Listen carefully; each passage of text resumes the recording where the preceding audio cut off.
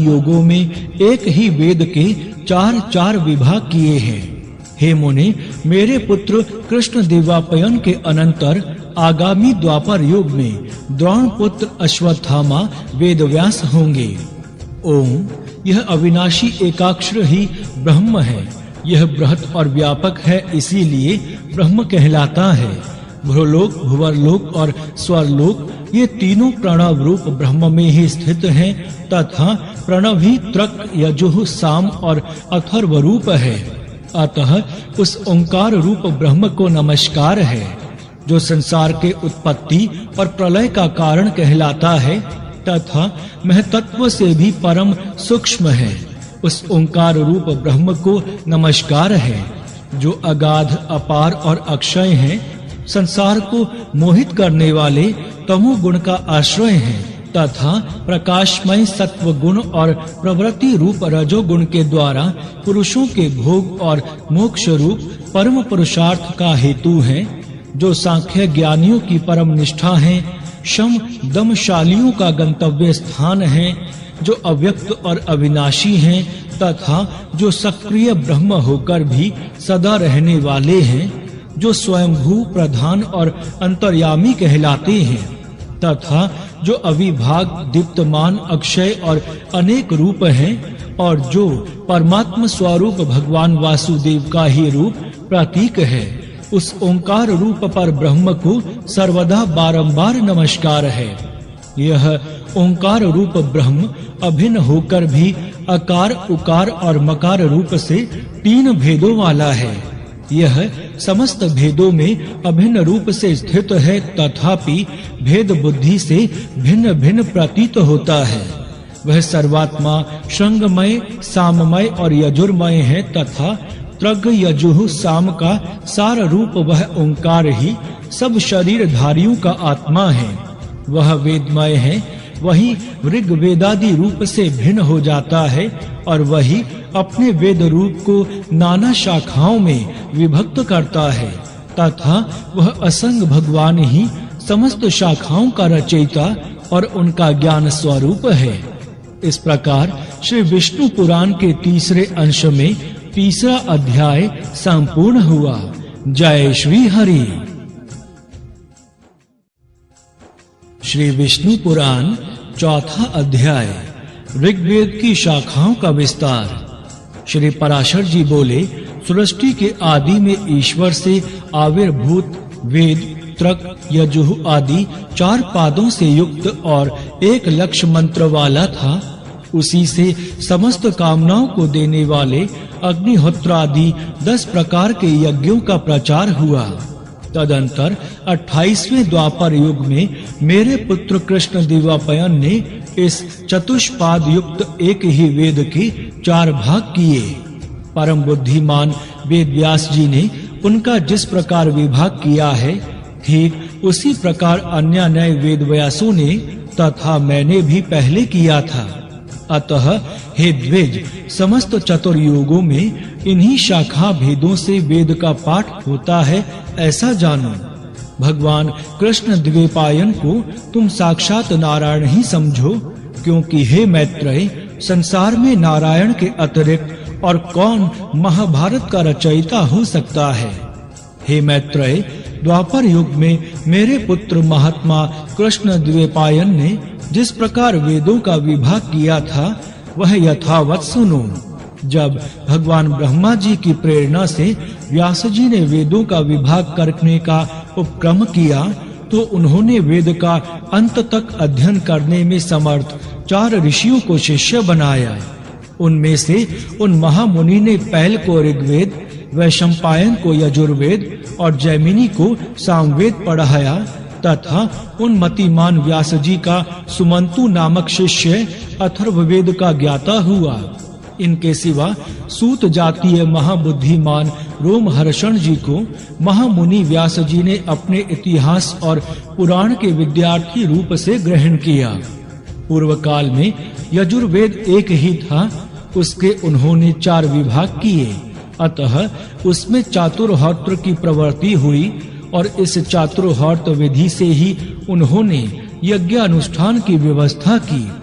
व्यास जी ने यजुः से उधर्वयु के, त्रक से होता के, साम से उद्गाता के तथा अथर्ववेद से ब्रह्मा जी के कर्म की स्थापना की। तदंतर उन्होंने त्रक तथा यजुः श्रुतियों का उद्धार करके ऋग्वेद एवं यजुर्वेद की और साम श्रुतियों से सामवेद की रचना की। हे मैत्रेय जी, अथर्ववेद के द्वारा भगवान व्यास जी ने संपूर्ण राजकर्म और ब्रह्मत्व की यथावत व्यवस्था की। इस प्रकार व्यास जी ने वेद रूप एक वृक्ष के 4 विभाग कर दिए। फिर विभक्त हुए उन चारों से वेद रूपी वृक्षों का वन उत्पन्न हुआ। हे विप्र, पहले पैल ने ऋग्वेद रूप वृक्ष के 2 विभाग किए और उन दोनों शाखाओं को अपने शिष्य इंद्रप्रमिति और बाष्कल को पढ़ाया। फिर बाष्कल ने भी अपनी शाखा के 4 भाग किए और उन्हें बौद्धे आदि अपने शिष्यों को दिया। हे मुने, बाष्कल की शाखा की उन 4 प्रति शाखाओं को उनके शिष्य बौद्धे, अग्निमाढ़क, याज्ञवल्क्य और पराशर ने ग्रहण किया। हे मैत्रेय जी, इंद्रप्रमिति ने अपनी प्रति शाखा को अपने पुत्र महात्मा मांडुकय को पढ़ाया। इस प्रकार शिष्य प्रशिष्य क्रम से उस शाखा को उनके पुत्र और शिष्यों में प्रचार हुआ। इस शिष्य परंपरा से ही शाकल्य वेद मित्र ने उस संहिता को पढ़ाया और उनको 5 अनुशाखाओं में विभक्त कर अपने 5 शिष्यों को पढ़ाया। उसके जो 5 शिष्य थे उनके नाम सुनो। हे मैत्रेय, वे मुद्गल, गौमुख, वात्सय और शालिय तथा 5वें महामती शरीर थे। हे मुनि सतम, उनके एक दूसरे शिष्य शाक्रपूर्ण ने 3 वेद संहिताओं की तथा चौथे एक निरुक्त ग्रंथ की रचना की। उन संहिताओं का अध्ययन करने वाले उनके शिष्य महामुनि क्रौंच, वैतालिक और बलाक थे तथा निरुक्त का अध्ययन करने वाले एक चौथे शिष्य वेद वेदांग के पारगामी निरुक्तकार हुए। इस प्रकार वेद रूपी वृक्ष की प्रति शाखाओं से अनुशाखाओं की उत्पत्ति हुई। हे द्विजोत्तम, बाष्कल ने और भी 3 संहिताओं की रचना की। उनके उन संहिताओं को पढ़ने वाले शिष्य कालयनी, गार्गय तथा कथा जव थे। इस प्रकार जिन्होंने संहिताओं की रचना की वे बृहवृक्ष कहलाए। इस प्रकार श्री विष्णु पुराण के 3रे अंश में 4था अध्याय संपूर्ण हुआ। जय श्री हरि। श्री विष्णु पुराण 5वां अध्याय शुक्ल यजुर्वेद तथा तैत्तिरीय यजुः शाखाओं का वर्णन। श्री पराशर जी बोलते हैं, महामुने, व्यास जी के शिष्य वैशंपायन ने यजुर्वेद रूपी वृक्ष की 27 शाखाओं की रचना की और उन्हें अपने शिष्यों को पढ़ाया तथा शिष्यों ने भी क्रमशः ग्रहण किया। हे द्विज, उनका एक परम धार्मिक और सदैव गुरु सेवा में तत्पर रहने वाला शिष्य ब्रह्मरात का पुत्र याज्ञवल्क्य था। एक समय समस्त ऋषि गणों ने मिलकर यह नियम किया कि जो कोई महामेरु पर स्थित होकर हमारे इस समाज में सम्मिलित ना होगा, उसको 7 रात्रियों के भीतर ही ब्रह्म हत्या लगेगी। हे द्विज, इस प्रकार मुनियों ने पहले जिस समय को नियत किया था उसका केवल एक वैशंपायन ने ही अतिक्रमण कर दिया। इसके पश्चात उन्होंने प्रमादवश पैर से छुए हुए अपने भांजे की हत्या कर डाली। तब उन्होंने अपने शिष्यों से कहा, हे शिष्यगण, तुम सब लोग किसी प्रकार का विचार ना करके मेरे लिए ब्रह्म हत्या को दूर करने वाला व्रत करो। तब याज्ञवल्क्य जी बोले, भगवान, ये सब ब्राह्मण अत्यंत निस्तेज हैं, इन्हें कष्ट देने की क्या आवश्यकता है। मैं अकेला ही इस व्रत का अनुष्ठान करूंगा। इससे गुरु वैशंपायन जी ने क्रोधित होकर महामुनि याज्ञवल्क्य जी से कहा, अरे ब्राह्मणों का अपमान करने वाले, तूने मुझसे जो कुछ पढ़ा है वह सब त्याग दे। तू इन समस्त द्विज श्रेष्ठों को निस्तेज बताता है। मुझे तुझ जैसे आज्ञा भंगकारी शिष्य से कोई प्रयोजन नहीं है। याज्ञवल्क्य जी ने कहा, हे द्विज, मैंने तो भक्तिवश आपसे कहा था मुझे भी आपसे कोई प्रयोजन नहीं है। लीजिए, मैंने आपसे जो कुछ पढ़ा है वह यह मौजूद है। श्री पराशर जी बोले, ऐसा कहकर महामुनि याज्ञवल्क्य जी ने रुधिर से भरा हुआ मूर्तिमान यजुर्वेद वमन करके उन्हें दे दिया और स्वेच्छा अनुसार चले गए। हे द्विज, याज्ञवल्क्य जी द्वारा वमन की हुई उन यजुः श्रुतियों को अन्य शिष्यों ने तितिर अर्थात तीतर होकर ग्रहण कर लिया, इसीलिए वे सब तैतरीय कहलाए।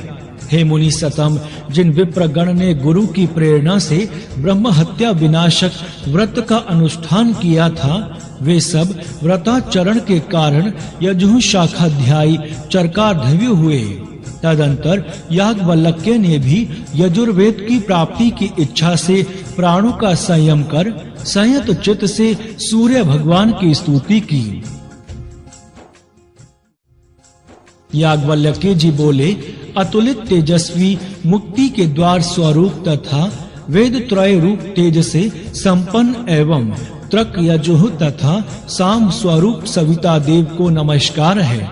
जो अग्नि और चंद्रमा रूप जगत के कारण और सुषुम्न नामक परम तेज को धारण करने वाले हैं, उन भगवान भास्कर को नमस्कार है। कला काष्ठा निमेष आदि काल ज्ञान के कारण तथा ध्यान करने योग्य पर ब्रह्म स्वरूप भगवान विष्णुमय श्री सूर्य देव को नमस्कार है। जो अपनी किरणों से चंद्रमा को पोषित करते हुए देवताओं को तथा स्वधा रूप अमृत से पितृगण को तृप्त करते हैं, उन तृप्ति रूप भगवान सूर्य देव को नमस्कार है। जो हिम जल और उष्णता के कर्ता अर्थात शीत वर्षा और ग्रीष्म आदि ऋतुओं के कारण हैं और जगत का पोषण करने वाले हैं, उन त्रिकाल मूर्ति विधाता भगवान सूर्य को नमस्कार है। जो जगतपति इस संपूर्ण जगत के अंधकार को दूर करते हैं, उन सत्व मूर्तिधारी विवस्वान को नमस्कार है। जिनके उदित हुए बिना मनुष्य सत्कर्म में प्रवृत्त नहीं हो सकते और जल शुद्धि का कारण नहीं हो सकता, उन भास्वानंदेव को नमस्कार है। जिनके किरण समूह का स्पर्श होने पर लोक कर्मानुष्ठान के योग्य होता है, उन पवित्रता के कारण शुद्ध स्वरूप भगवान सूर्य देव को नमस्कार है। भगवान सविता, सूर्य, भास्कर और विवस्वान को नमस्कार है। देवता आदि समस्त भूतों के आदिभूत आदित्य देव को बारंबार नमस्कार है।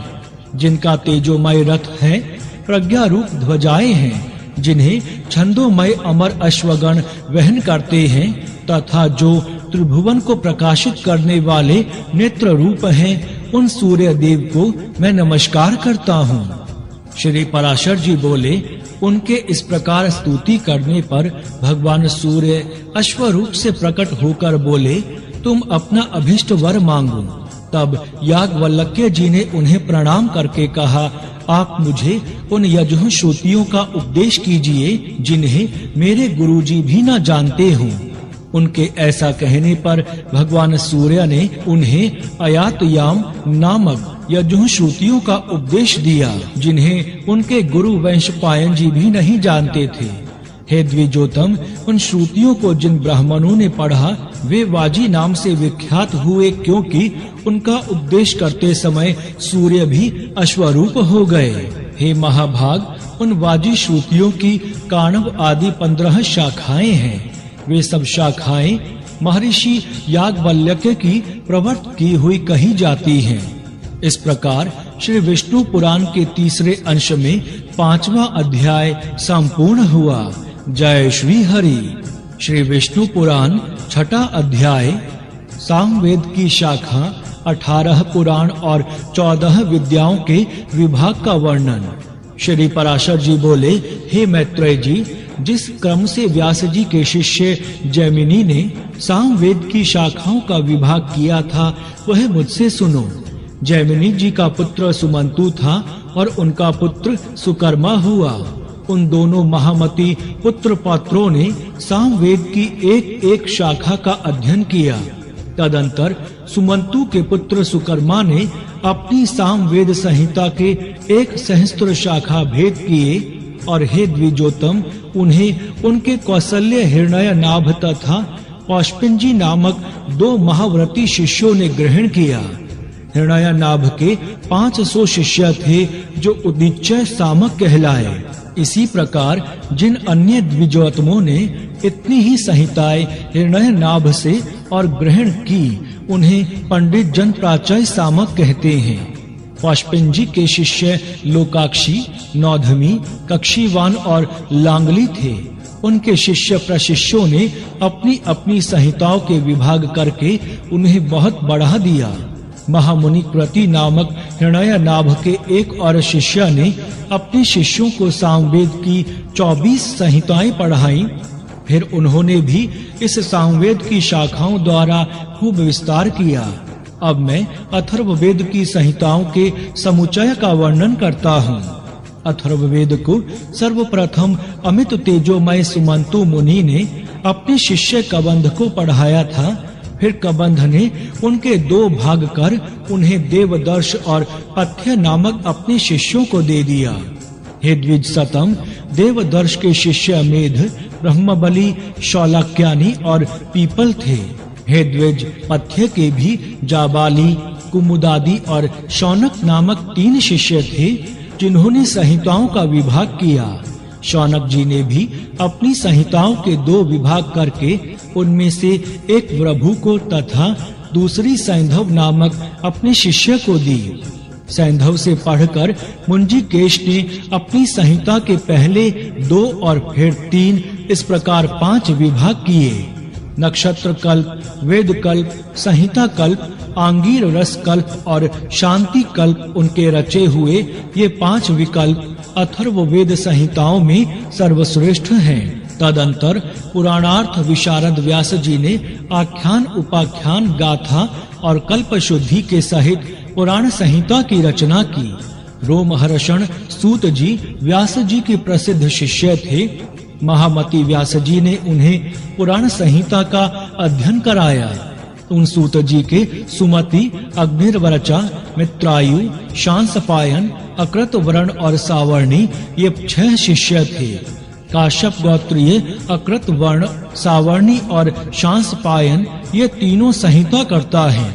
उन तीनों संहिताओं की आधार एक रोमहर्षण जी की संहिता है। हे मुने, इन चारों संहिताओं की सारभूत मैंने यह विष्णु पुराण संहिता बनाई है। पुराण यज्ञ पुरुष कुल 18 पुराण बतलाते हैं। उन सब में प्राचीनतम ब्रह्म पुराण है। प्रथम पुराण ब्रह्म है, दूसरा पद्म, तीसरा वैष्णव, चौथा शैव, 5वां भागवत, छठा नारदीय और 7वां मार्कंडेय है। इसी प्रकार 8वां आग्नेय, 9वां भविष्यत, 10वां ब्रह्म वैवर्त और 11वां पुराण लैंग कहा जाता है तथा 12वां वारह, 13वां स्कांद, 14वां वामन, 15वां कौर्म तथा इनके पश्चात मात्स्य, गारुड़ और ब्रह्मांड पुराण है। हे महामुने, ये ही 18 महापुराण हैं। इनके अतिरिक्त मुनि जनों ने और भी अनेक उप पुराण बतलाए हैं। इन सभी में सृष्टि, प्रलय, देवता आदिकों के वंश, मनवंतर और भिन्न भिन्न राजवंशों के चरित्रों का वर्णन किया गया है। हे मैत्रेय, जिस पुराण को मैं तुम्हें सुना रहा हूँ वह पद्म पुराण के अनंतर कहा हुआ वैष्णव नामक महापुराण है। हे साधु श्रेष्ठ, इसमें सर्ग, प्रतिसर्ग, वंश और मनवंतर आदि का वर्णन करते हुए सर्वत्र केवल भगवान विष्णु का ही वर्णन किया गया है। 6 वेदांग, 4 वेद, मीमांसा, न्याय, पुराण और धर्मशास्त्र ये ही 14 विद्याएं हैं। इन्हीं में आयुर्वेद, धनुर्वेद और गांधर्व इन तीनों को तथा चौथे अर्थशास्त्र को मिला लेने से कुल 18 विद्याएं हो जाती हैं। ऋषियों के 3 भेद हैं। प्रथम ब्रह्म ऋषि, द्वितीय देव ऋषि और फिर राज ऋषि। इस प्रकार मैंने तुमसे वेदों की शाखाओं के भेद, उनके रचयिता तथा शाखा भेद के कारणों का भी वर्णन कर दिया। इसी प्रकार समस्त मनवंतरों में एक से शाखा भेद रहते हैं। हे द्विज, प्रजापति ब्रह्मा जी से प्रकट होने वाली श्रुति तो नित्य है, ये तो उनके विकल्प मात्र हैं। हे मैत्रेय जी, वेद के संबंध में तुमने मुझसे जो कुछ पूछा था वह मैंने सुना दिया। अब और क्या कहूँ। इस प्रकार श्री विष्णु पुराण के तीसरे अंश में छठा अध्याय संपूर्ण हुआ। जय श्री हरि।